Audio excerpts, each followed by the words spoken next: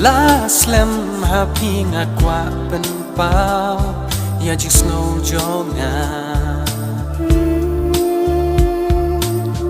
ya pi dono jonga katrang labun kisngi oh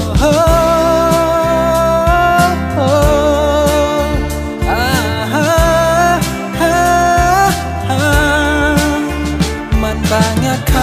hikmat kadur jompi kawan pa menit hajeng posne piwan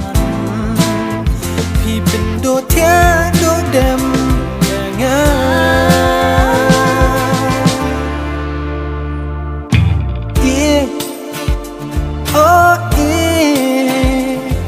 ya pinga ichisha ngan ai tilon happy na jong kilom ngan perta ya ji icha baro ngan bena na du menta pin long i jonga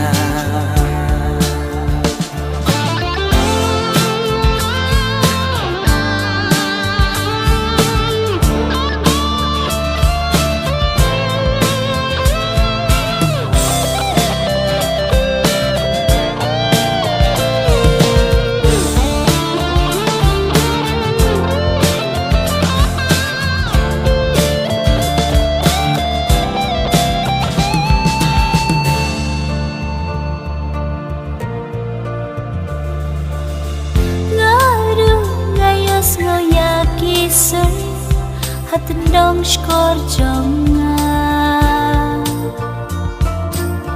ngas ngau pikin hot searching why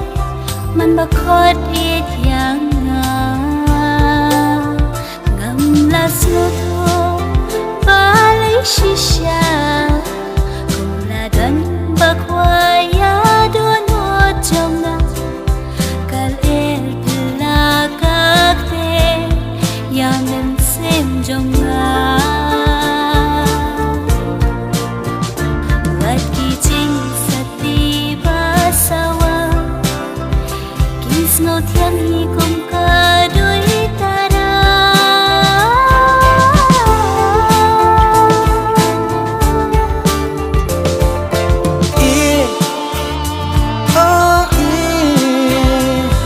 ya pinga ichisha